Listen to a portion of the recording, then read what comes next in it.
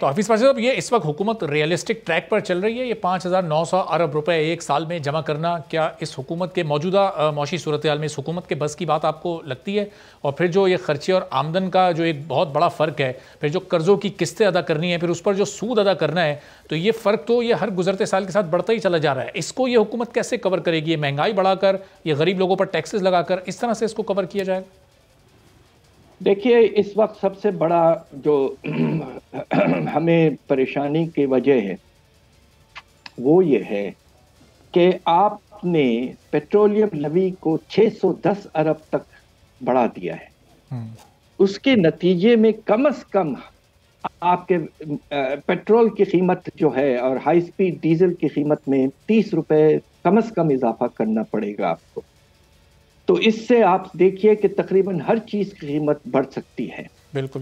دوسری طرف خطرہ یہ بھی ہے کہ 1100 ارب حاصل کرنے کے لیے سیلز ٹیکس میں 30% آپ کو اضافہ کرنا ہے، اور سیلز ٹیکس تو عام چیزوں پر لگتا ہے، تو اس کے نتیجے میں بہت سی چیزوں کی قیمتوں میں اضافہ ہو سکتا ہے۔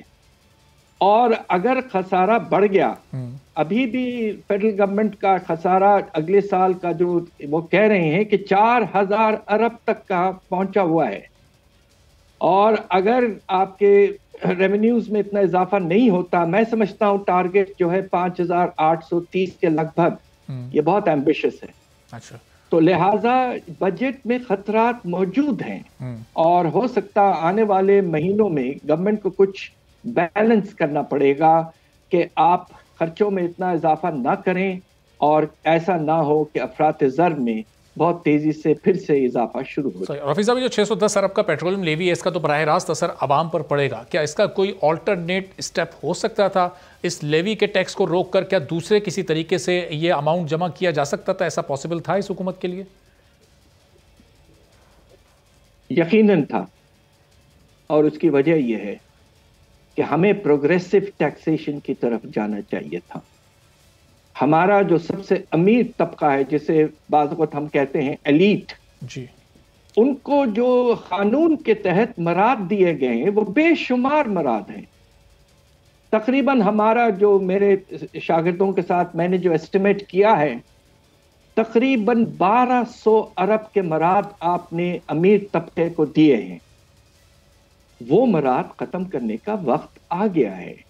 آپ پروگریسو ٹیکس کے نظام کی طرف جائیں۔ ایک چھوٹا سا آپ کو میں اگزامپل دیتا ہوں۔ جی، ہمارا جو انکم ٹیکس کا نظام ہے، اس میں آپ نے انکم جو ہے آمدنی کو ٹکڑوں میں بانٹ دیا ہے۔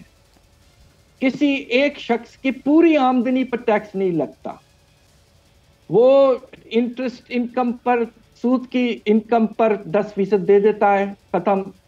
وہ آپ کے ڈیویڈنڈ ملتا ہے تو 5 سے 12% دے دیتا ہے، ختم۔ یہ سارا جو انکم ہے وہ اکٹھا ہو کر آپ کو ٹیکس نظام میں پروگریسیوٹی لانا بہت ضروری ہے۔ یہ ایک قدم آپ لے لیں، بس انکم کو کمپریہنسو کر دیں، 150 ارب ایک اس قدم سے آپ کو مل جاتے ہیں۔ ایسے بے شمار آپ مراد دیے ہوئے ہیں۔ تو اس کے نتیجے میں آپ انڈائریکٹ ٹیکسز کی طرف اس سال جا رہے ہیں۔ سیلز ٹیکس کو آپ 30% سے زیادہ بڑھا رہے ہیں، انکم ٹیکس کو آپ مشکل سے 20% بڑھا رہے ہیں۔ آپ کو تو اپوزٹ کرنا چاہیے تھا۔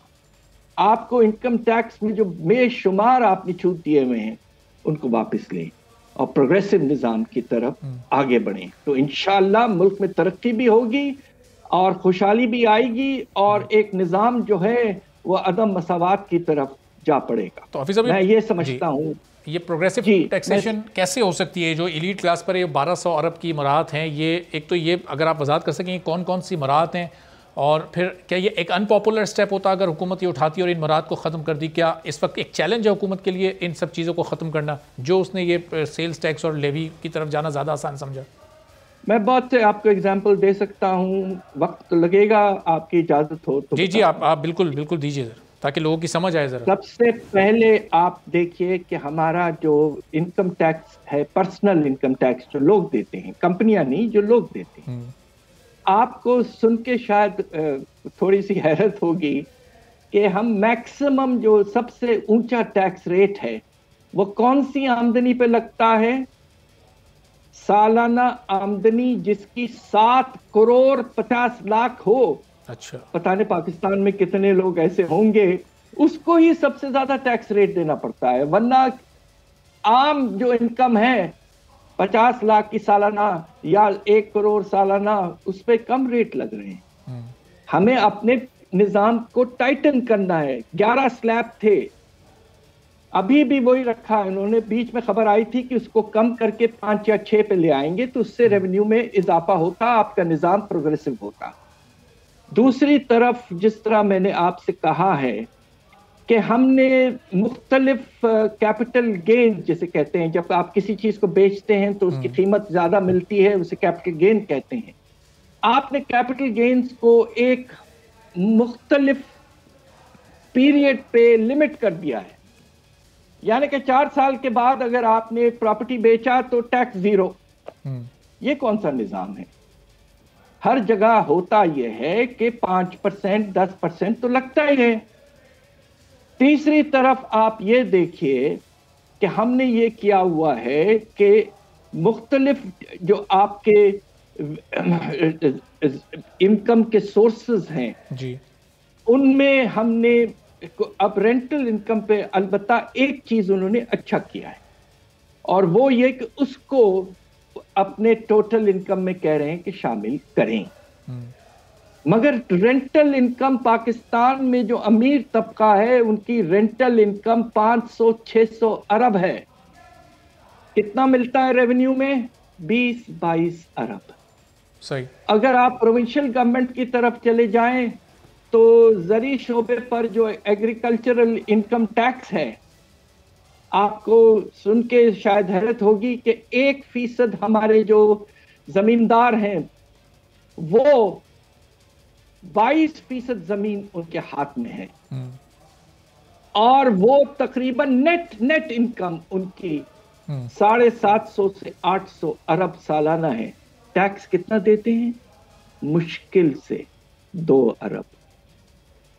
دیکھیے پریویلیجز حد سے زیادہ ہیں. آپ چاہیں تو میں 1 گھنٹہ آپ کو سناتا رہوں گا. تو اب لیکن حفیظ صاحب, یہ جو پروگریسو ٹیکسیشن کے ماضی میں پاکستان میں کبھی یہ پریکٹس رہی ہے اس گورنمنٹ کا کہ یہ چوتھے وزیر خزانہ ہے شوکت ترین صاحب, اسد عمر صاحب نے اس بارے میں نہیں سوچا, حفیظ شیخ صاحب نے بھی نہیں سوچا, حماد اظہر صاحب تو بہت ہی تھوڑے عرصے کے لیے آئے, اب شوکت ترین صاحب بھی نہیں اس جانب سوچ رہے. تو کیوں اس جانب سوچنا اتنا مشکل ہے؟ کہ ماضی کے وزرائے خزانہ آپ کے اپنے دور میں, آپ کے بعد, آپ سے پہلے کبھی اس کی پریکٹس رہی ہے؟